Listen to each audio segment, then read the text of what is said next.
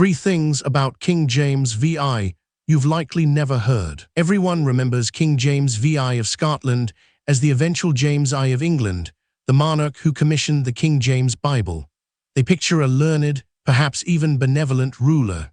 But beneath that veneer of scholarship lay a profound, almost obsessive fear of dark magic, a paranoia that would ignite one of history's most brutal witch hunts. This isn't a story of abstract superstition. This is about a king's personal terror, fueled by political anxieties and a series of bizarre, unsettling events that convinced him he was the direct target of Satan himself.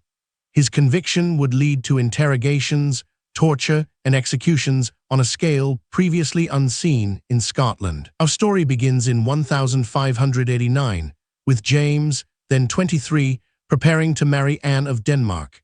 The young king was deeply invested in securing a Protestant alliance, and Anne was seen as a crucial pawn in this geopolitical chess game. Their union, however, would face extraordinary supernatural obstacles. Anne's journey from Denmark to Scotland was plagued by a series of violent storms. Her ship was repeatedly forced back to Norway. James, impatient and perhaps a little lovesick, decided to sail to Norway himself to retrieve his bride. But even his return voyage with Anne was fraught with peril, battling tempestuous gales. These storms, unusually fierce and persistent, sparked whispers at court. Such extreme weather couldn't be natural, could it? It felt orchestrated, targeted. And who would dare target a king and queen?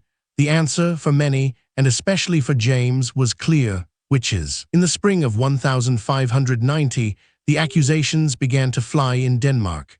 A woman named Anna Coldings was arrested and confessed under torture to using witchcraft to conjure the storms. She implicated several other women, and the paranoia quickly spread, crossing the North Sea and infecting the Scottish court. One of the first to be accused in Scotland was Agnes Sampson, a respected elder woman from Haddington, known as a wise woman or healer. Such figures often walked a fine line between folk medicine and perceived sorcery, especially in times of fear. Her arrest would be a pivotal moment. Agnes was subjected to what was known as the witch's bridle, an iron muzzle with spikes forced into her mouth, and deprived of sleep for days. She was searched for the devil's mark, a supposed insensitive spot on the body that proved allegiance to Satan. Her body was shaved, and needles were plunged into her skin. Under this horrific duress, Agnes Sampson confessed.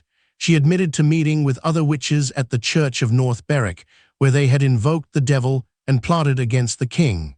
This confession, extracted through brutal means, provided the evidence James so desperately craved. Her confession implicated a diverse group of individuals, including Francis Stuart, the Earl of Bothwell, a cousin of the king and a known troublemaker. This immediately elevated the witch hunt from a local superstition to a dangerous political conspiracy, directly threatening the stability of the monarchy. Another prominent figure accused was Dr. John Fian, a schoolmaster from Prestonpans. He was tortured with the boots, a device that crushed his legs and had needles driven under his fingernails. He initially denied everything, but eventually confessed after prolonged torment, only to recant later. Fian's recantation infuriated James, who personally oversaw some of the interrogations. The king saw his defiance not as a sign of innocence, but as proof of the devil's hold. Fian was subsequently burned at the stake, his body consumed by flames, a grim warning to any who might retract their confessions. Perhaps the most chilling detail from these confessions was the alleged ritual at North Berwick Kirk. Witches were said to have gathered, led by the devil himself, who appeared in the guise of a black man. Their purpose? To sink the king's ship and murder him, thus paving the way for Bothwell's ascent. This detailed narrative, extracted under extreme duress, solidified James's belief. He became convinced that he was uniquely targeted by dark forces, a divine king against the legions of hell. His paranoia deepened, and with it, his resolve to eradicate witchcraft from his realm. In 1597, James published Demonology, a philosophical treatise on witchcraft. This wasn't merely a scholarly work. It was a deeply personal manifesto, a justification for the brutal persecution he championed.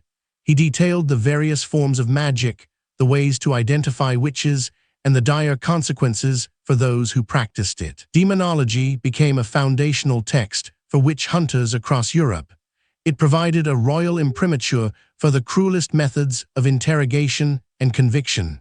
His authority, combined with the book's influence, intensified the witch craze, leading to countless more accusations and deaths. The North Berwick witch trials are estimated to have led to the execution of around 70 people, a staggering number for the time and place.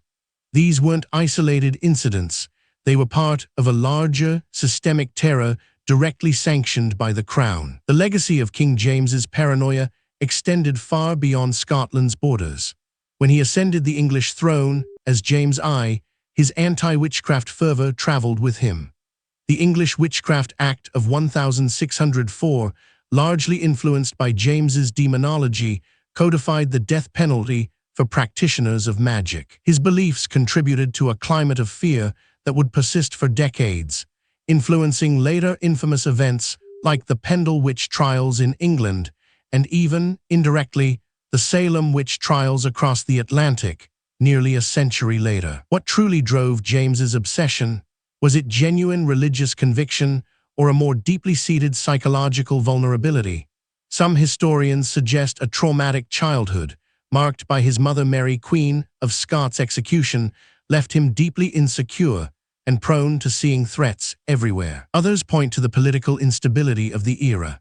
With Catholic plots, rebellious nobles like Bothwell, and the precarious nature of royal power, the idea of an unseen, supernatural enemy provided a convenient scapegoat, a way to consolidate control and instill fear. The North Berwick trials serve as a chilling reminder of how royal paranoia, when combined with religious zeal and the existing superstitions of an age, can unleash unimaginable brutality.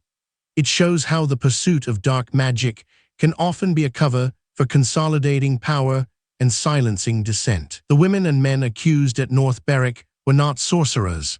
They were victims of a king's fear, caught in a tempest of his own making, a tempest far more destructive than any storm at sea. Their suffering stands as a stark testament to the human cost of unchecked power and the enduring, often terrifying, mysteries of the royal mind. Next, we'll uncover the royal scandal that brought down a dynasty.